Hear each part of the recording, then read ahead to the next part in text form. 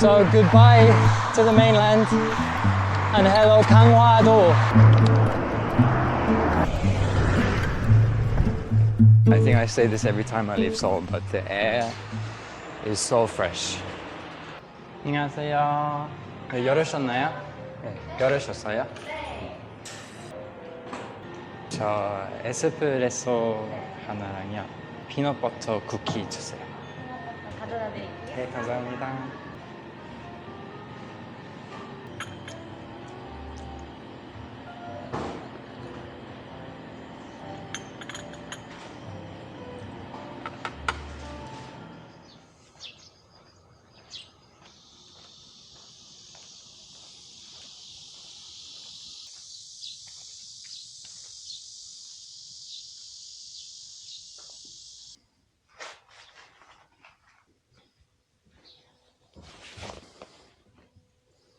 So this was the residence of a Joseon king, King Cheoljong, before he became king. So his family was exiled to Ganghwa because his brother participated in treason. But when the previous king, Honjong, died without an heir, he was the next in line. So even though he had previously been exiled, then they made him king. This is actually the most open and kind of free to explore Joseon building that I've been to. Usually you can't go inside the rooms, but here everything is open and nobody is here. So this is a really nice place to feel the vibe of the rich Joseon residence.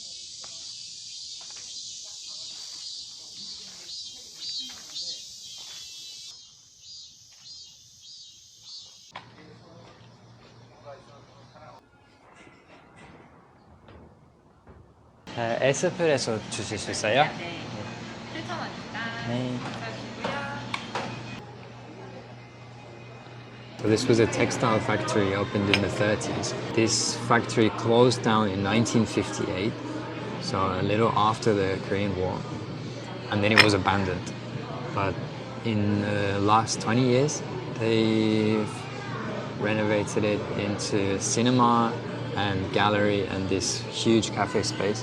So where I am now is the factory building, and we've got these long tables, this classic factory roof. It's a really cool space. It's really close to the town center of Ganghwa town, and coffee is not very good, but the space is really special. So yeah, nice to visit here. And on a weekday it's very quiet. Maybe at the weekend it's very busy here.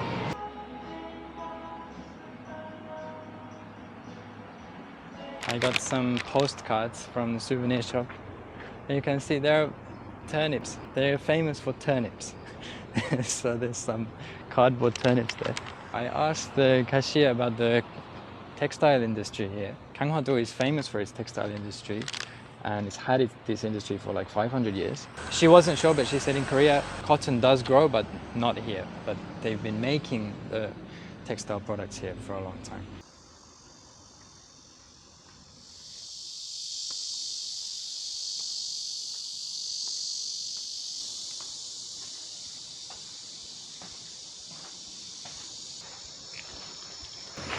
So this is actually an Anglican church, and as I understand it, Ganghwa was one of the first places in Korea where Western missionaries managed to establish themselves.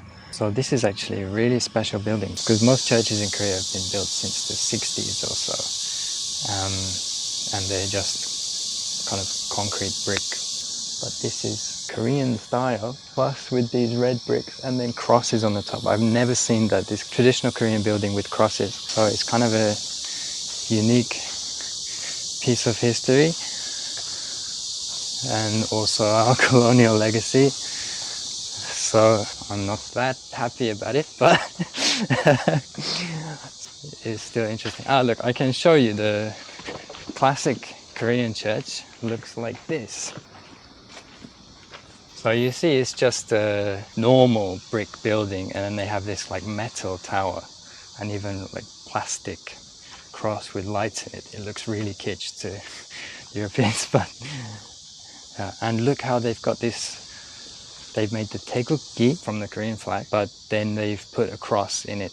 This is really unique to see in Korea, the blend of Korean and Western styles, Korean and Christian styles. These traditional Korean buildings with the sweeped roofs, they are usually wooden they have stone at the bottom and then wood. But here they're using red brick, which is so English.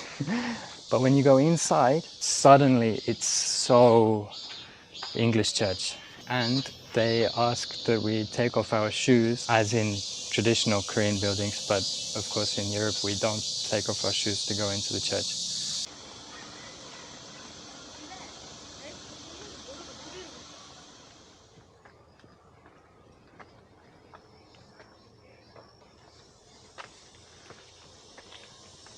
So originally this is a site of a Koryo dynasty palace from 1000 years ago, when the ruling class moved to Ganghwa to protect themselves from Mongol invasion of the Korean mainland.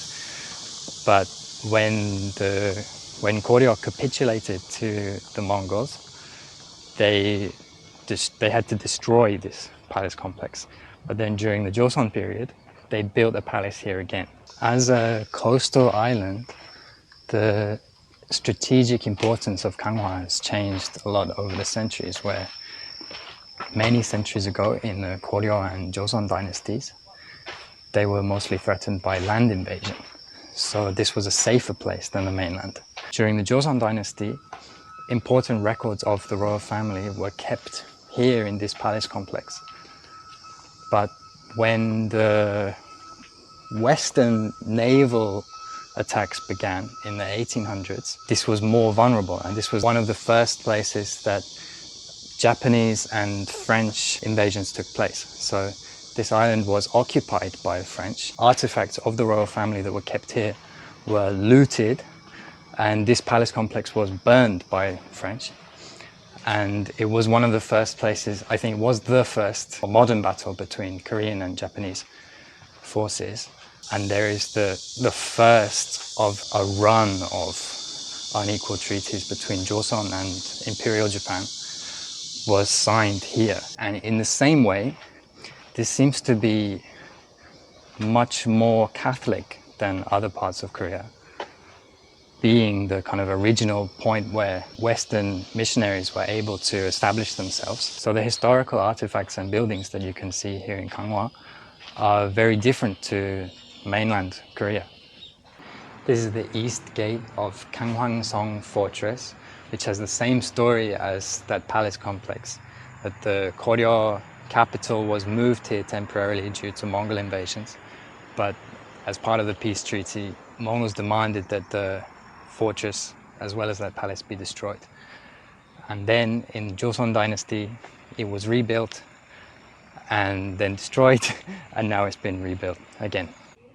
Hoping to get some definitive answers about the textile industry on Ganghwa Island, I headed to the Fabric Experience Center.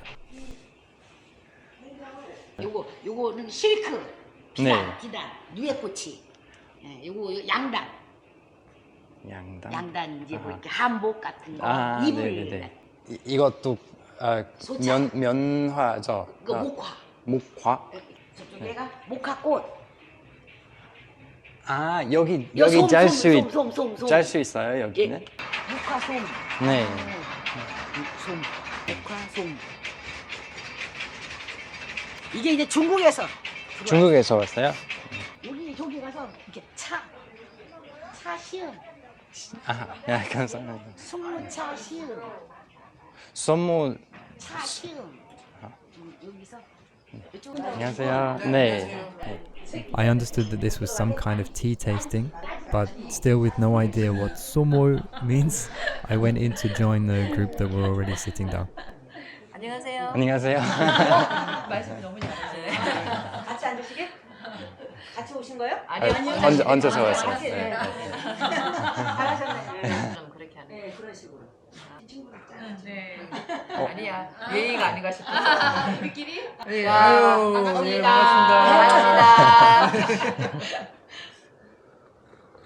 약간 무말랭이가 네, 맞아요. 무말랭이. 소원양은 네, 한문석 자리가 너무 예쁘대요. 옛날에 우리 시어머니 이거 짰었거든.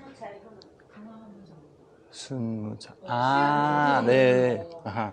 치아를 So 넣고 turnip, 칼슘 turnip tea. 눈과 귀를 밝게 하고 I've just been searching what is sumu.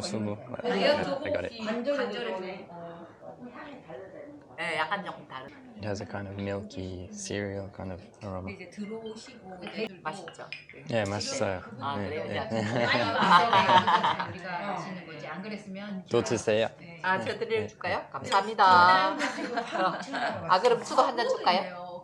감사합니다. 네, 네. 그분들은 한복참을 한국 좋죠. 한복이 네. 11시부터 시작이거든. 그러니까 그런 이게 될 감사합니다. 수도 있겠다. Wow, they are so happy to share the information and share the culture. You can see the weather today is much more grey and the forecast is for some rain today and a lot of rain tomorrow. So I think that means I should get on my bike and get home. I've really enjoyed Kanghua. I didn't expect to find such an interesting town here. I thought it was going to be a relaxing island. But there's so many things to see in this town. Even it's so small and every attraction is like 5 minutes walk, 5 minutes walk. It's so easy to move around. But even then in one day, it's been really hard to see all the things I wanted to see. Of course, you have to get here, which is not as easy as some other places. It's very close to Seoul, but I think you have to transfer 2 or 3 times, and the buses, once you come onto the island, don't come that often. But it's a beautiful place with a lot of history, which is easy to see. It's totally surpassed all my expectations because I didn't know this was here.